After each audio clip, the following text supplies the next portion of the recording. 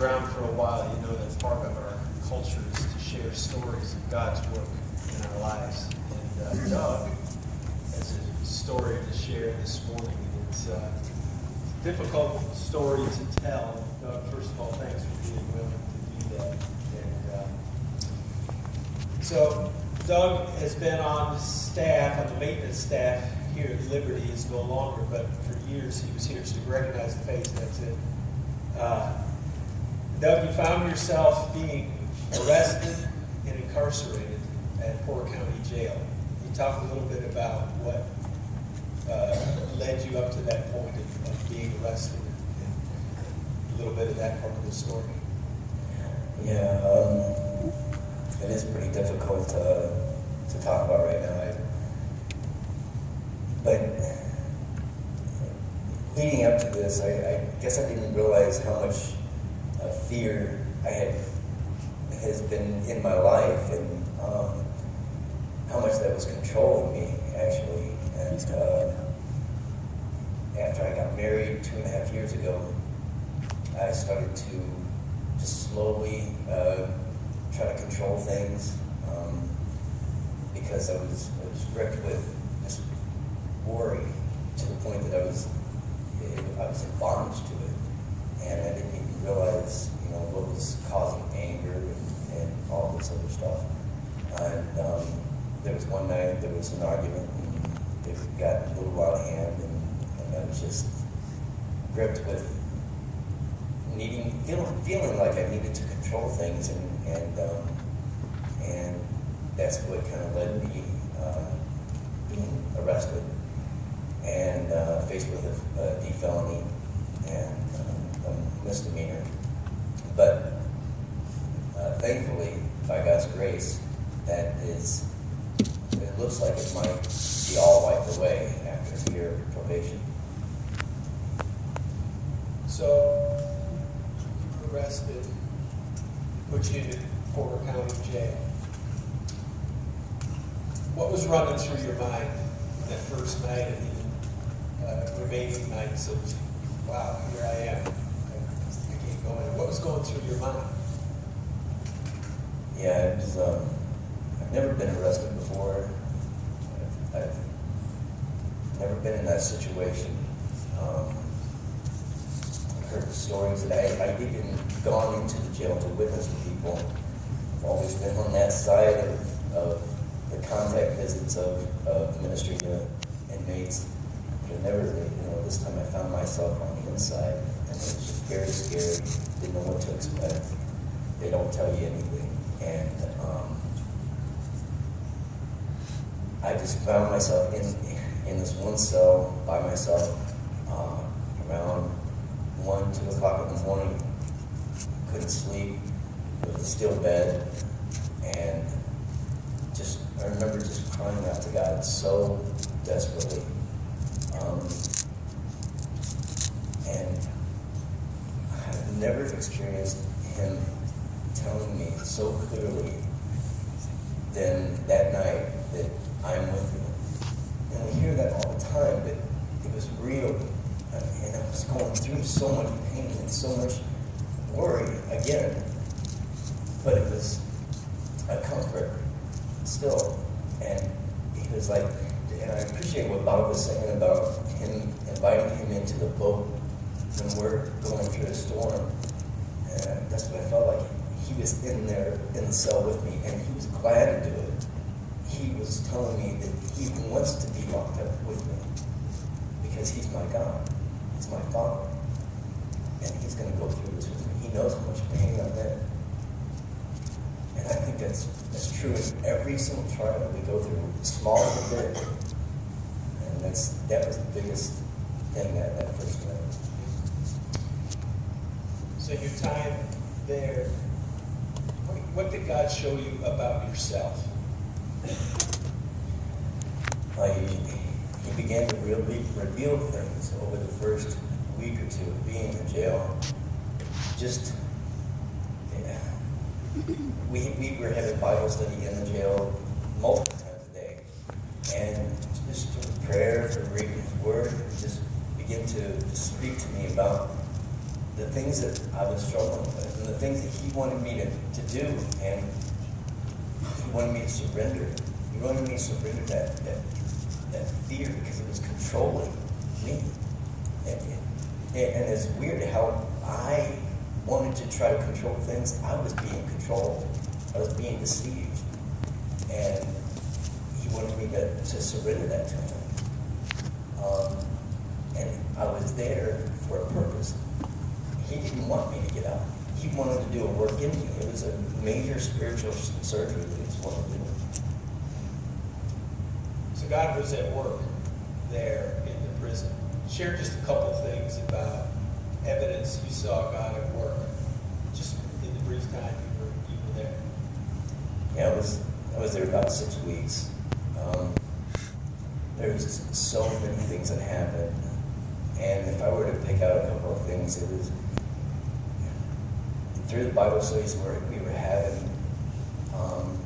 There was quite a few guys that came to the Lord through these meetings that we were having in the cell, just kind of sitting off on the floor, away from everybody else, all the chaos that was going on inside this huge pod. One guy just cried out to the Lord after hearing my testimony of why I was there. He just cried out to the Lord later that night in his own cell. He gave his life to the Lord. He told me the next morning. And then there was this one guy who told me, after I found out who he was the son of somebody that I had done ministry with a couple of years before this. And he said, when we realized who each other was, he goes, I think you were sent here to bring me back to God. And, I mean, maybe so, but I was really there because God wanted to do work on me. But while in that purpose, he also had other things that were going on too. So you're not there anymore? No. So God did some cool things right upon you getting out. Just share a couple of those stories of what God did when you get your jumpsuit off and your real clothes and you're driving home. What was going on?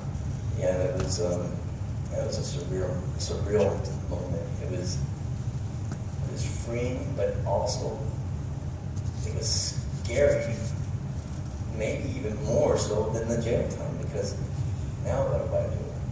I can't have any contact with my family, even though my family wants me desperately back. I couldn't legally, so I had to obey that. And I had to get a job. I was let go from the church. And so there was a lot of things that I had to face. And one of the things, I knew that I had to get a job, and I didn't know where to go. I just started looking, and somebody from here had said, just think about construction. I don't know anything about construction.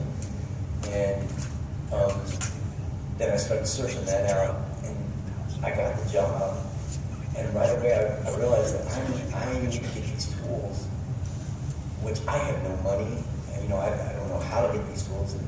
And so the Lord just told me, with some help from my mom, gave me a couple of bucks to go and get some of these tools. It wasn't enough, but the Lord just told me to go to Menards early before the second day started of this job, and Menards wasn't open that early. So I just felt the Lord say, just go across the street to Home Depot. I'm thinking, I'm going to be late. I don't have time for this. And he's like, just go. So I went in, and I was looking at tool belts and all these. I got a list of things that I got to get. And somebody from this church just happened to be walking by and knew that I was getting this job. And he says, I have all these tool belts. Which one would you pick if one you want to pick? And I said, well, probably this one. And he just grabbed it. And then he started grabbing all these other tools, and he puts them in this bucket, and he's like, let's go. And I was, are you serious? And he says, why else would you think 2 believers in the store, nobody else in the store yet, because it's so early, would be here than for me to get these tools for you? And that to me spoke so much that God was in this job, that I can lean on him, I can trust him, because he's laying this out for me. And that's just one of many, many things.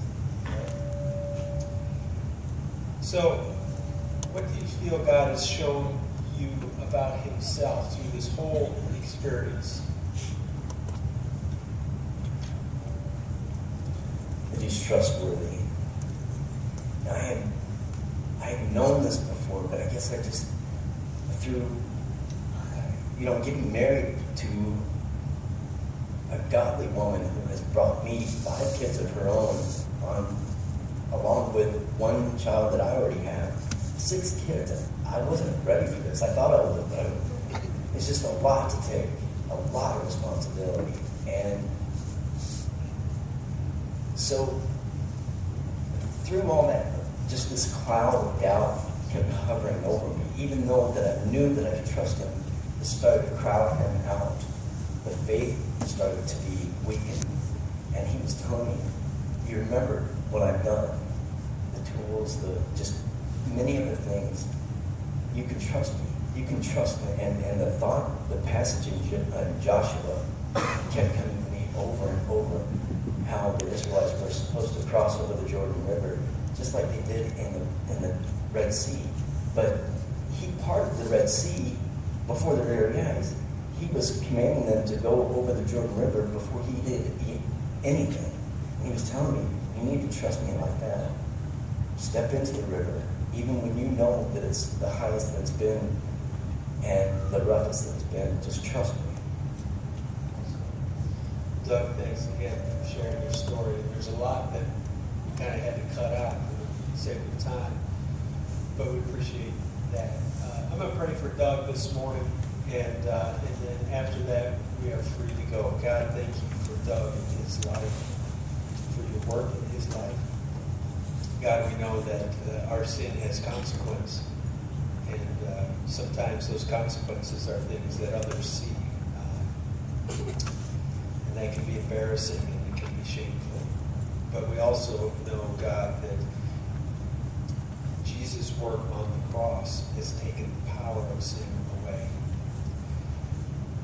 And because of that, we are free. God, we can live a life of righteousness along with the sin that's in our life because of the power of the gospel. God, I thank you for Doug being willing to share this story. I pray for his encouragement, his building up. Thank you for your faithfulness, that we can trust you. God, as we go out this week and enter our busy daily lives, God, give us the reminder of your faithfulness. We thank you. Amen. Have a good week.